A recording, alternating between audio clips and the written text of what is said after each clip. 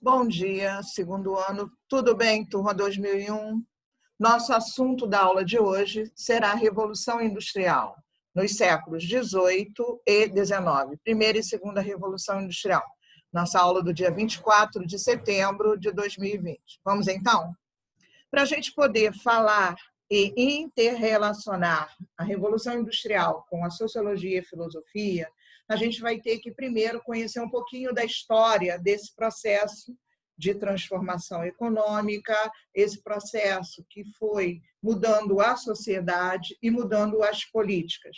Então, a gente não consegue separar a relação econômica da relação social e da relação política. Muitas vezes são as ações econômicas que puxam ações sociais e ações políticas. A gente vai trabalhar as etapas do processo de industrialização em 3 etapas. A primeira, que é a etapa do artesanato, a segunda, que é a etapa da manufatura, e a terceira, que é a etapa da maquinofatura. Lembrando bem que na fase inicial, o comércio era a atividade de acumulação primitiva de capital. Então, esse comércio ele se baseava na produção. E essa produção, inicialmente artesanal, depois manufatureira e depois maquinofatureira. Primeira etapa, o artesanato. Ele surge com maior força no fim da Idade Média. Nessa fase, o artesão é dono da matéria-prima, dos instrumentos e do produto final. Ele sozinho tem o domínio de tudo. E é com esse domínio que ele mantém o controle do processo de produção. Eu aqui trouxe uma imagem de uma produção artesanal, com vários tipos de produtos diferentes, e essa produção artesanal hoje é muito comum encontrada como característica do artesanato do Nordeste brasileiro. Mas se a gente lembrar, os primeiros artesãos, eles eram ferreiros, carpinteiros. Tá? A segunda etapa é a manufatura. Nessa fase, o trabalhador também não é dono dos instrumentos de produção.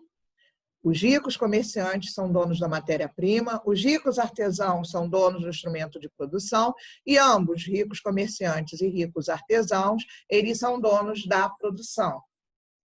Nessa etapa, o aspecto maior é como eram organizadas, construídas as primeiras manufaturas, com máquinas gigantescas, onde as mulheres, que eram a principal mão de obra, trabalhavam, e essas primeiras manufaturas já trabalhavam com a matéria-prima necessária para abastecer o mercado, que era o tecido. Então, esse tecido era feito de lã, depois a matéria-prima passou a ser a mais utilizada, o algodão, mas a gente tem aí também o cânhamo, o linho, outros tipos de linhos que faziam e que produziam tecidos. Continuando, vamos falar agora especificamente do trabalhador. O trabalhador, nesse processo, ele não controla a produção, ele não recebe pela produção, e ele tem um horário de trabalho de 16 horas, de 14 a 16 horas diárias, e um ritmo de produção que é determinado pelo patrão. A terceira etapa é a maquinofatura, e aí a gente já vai falar diretamente do processo da Revolução Industrial. Entra aí o uso de máquinas e fábricas, o regime de trabalho é um trabalho assalariado e existe uma separação completa dos meios de produção e do trabalhador. Nós estamos falando de um modelo capitalista. A divisão do trabalho aumenta, a produção e os lucros são reinvestidos em mais máquinas, equipamentos e fábricas, e eu trouxe justamente uma imagem para que vocês pensem. Nessa imagem eu vejo crianças. É verdade, crianças eram uma das principais forças de trabalho nesse processo da Revolução Industrial. E ela recebia 1/3 de um homem, como a mulher também era uma força produtiva, ela recebia 1/3 do homem. Quando surgiram as indústrias na Inglaterra? Bom, as indústrias surgem no século XVIII, na segunda metade, mais especificamente a partir de 1750, e elas se difundem como força produtiva por toda a Europa, pelos Estados Unidos e pelo Japão a partir do século XIX. Toda a Europa é muito forte, né? Mas a gente diria aí que da Inglaterra foi para a França, para a Alemanha, para a Itália, e aí fábricas foram se instalando em outras nações, como a Áustria e a Hungria, como a Rússia. Os Estados Unidos entram nessa segunda fase da Revolução Industrial, que a gente chamaria de segunda Revolução Industrial do século XIX, a partir da Guerra de Secessão, da conquista do Oeste, da expansão territorial norte-americana, da chegada de imigrantes, do investimento no processo industrial, e o Japão a partir da Revolução Meiji. Fatores que contribuíram para essa Revolução Industrial do século XVIII, e depois a gente vai trabalhar algumas do século XIX, mas especificamente no século XVIII. A Revolução Agrícola, ela ainda vem nos finais da Idade Média para o início da Idade Moderna, com a mudança no modo de explorar a terra, com instrumentos e técnicas, e a gente vai lembrar aí que os camponeses, tá, eles começam a utilizar, para melhorar o trabalho da terra, o rodízio de terras. Nesse rodízio de terras, eles também aperfeiçoam o arado, então eles passam a usar a charrua, que é um arado de ferro. Eles passam a atrelar o cavalo ou o boi pelo peito, que dá maior força e maior tempo de duração do trabalho da tração animal, e eles também usam moinhos de água. O uso de máquinas que vão adotar-se aí, eles vão ser responsáveis pela maior produção de alimentos para o gado e para o homem. Existência que se amplia e surge a produção voltada para a troca e voltada para a venda, né? Vai começar a haver um comércio dos produtos agrícolas também. Bom, o segundo fator será os cercamentos. Lembrando aí, nós estamos falando da história da Inglaterra. Os senhores proprietários de terra, né, na Inglaterra, começam a fazer os cercamentos de grandes terras para ampliar os seus pastos, para a criação de ovelhas e fornecimento de lã que seria comercializado. Essa ação, ela provoca a expulsão de camponeses que sairão do campo para as cidades, e esse êxodo rural vai possibilitar a disponibilidade de mão de obra para as indústrias que vão surgir a partir do século XVIII. Lembrando aí que outro fator é o acúmulo de capital nas mãos da burguesia e do Estado. Esses burgueses e o Estado, eles são aqueles que exportam através, tá, dos mares, então eles fazem um grande comércio marítimo, eles fazem trocas com suas colônias, trocas comerciais, e eles fazem a exploração das colônias. O Brasil, que é o exemplo que a gente está colocando aqui, ele forneceu muito ouro para Portugal para ele poder, tá, iniciar o seu processo de produção e de comércio.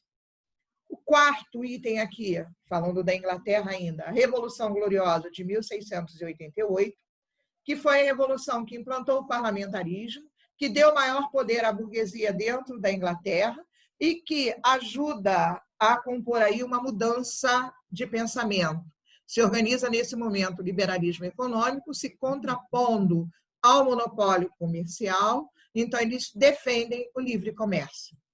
O quinto, a organização do sistema bancário inglês, que financiava as empresas.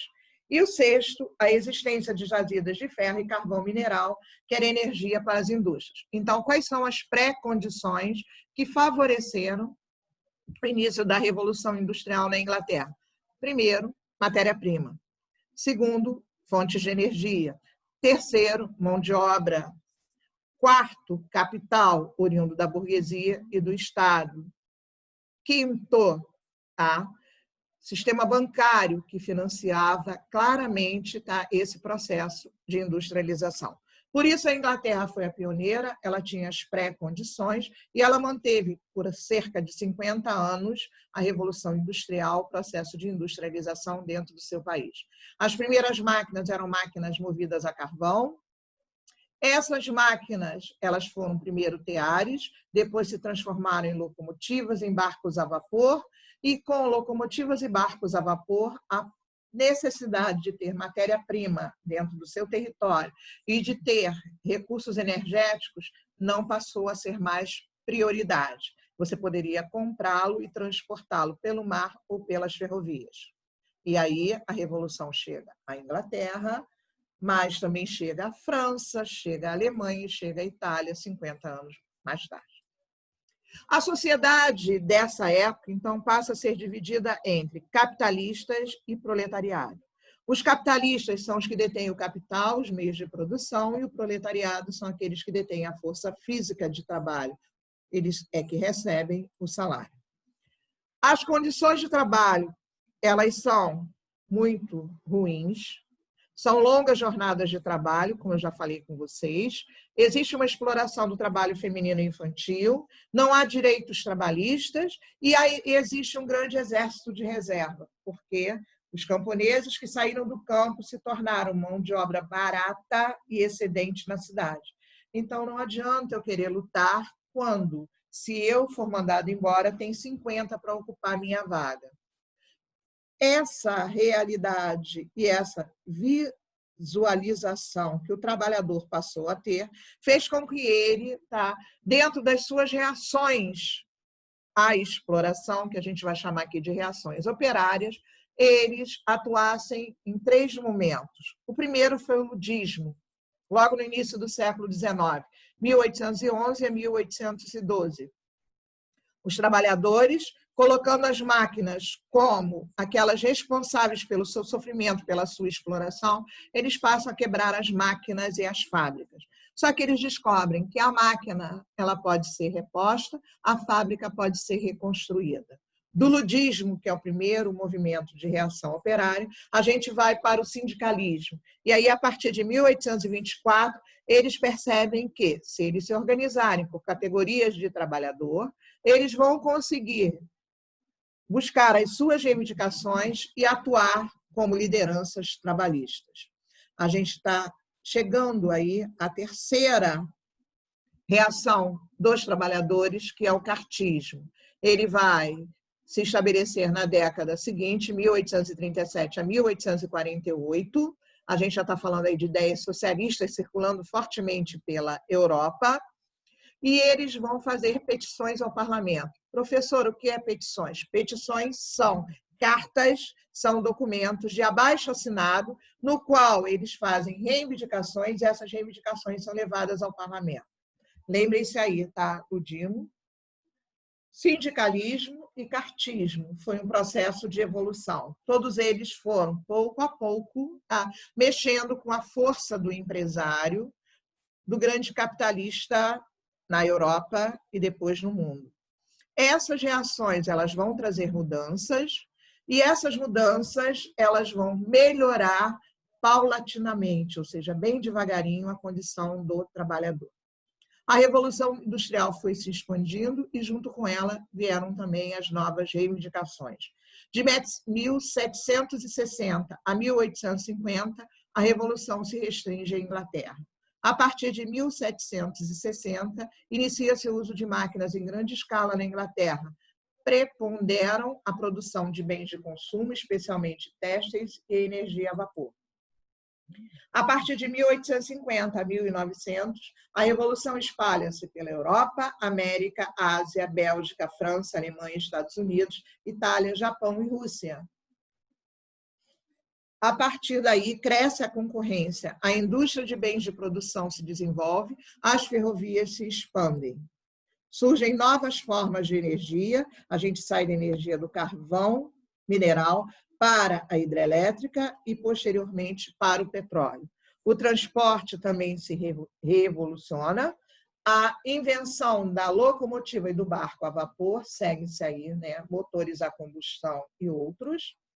E, a partir de 1900 até hoje, surgem conglomerados industriais e multinacionais. A produção se automatiza, surge a produção em série, explode a sociedade de consumo de massas, com a expansão dos meios de comunicação, e avançam a indústria química, a eletrônica, a engenharia genética e a robótica. Aqui nós temos o início e o fim do processo de industrialização com a primeira máquina.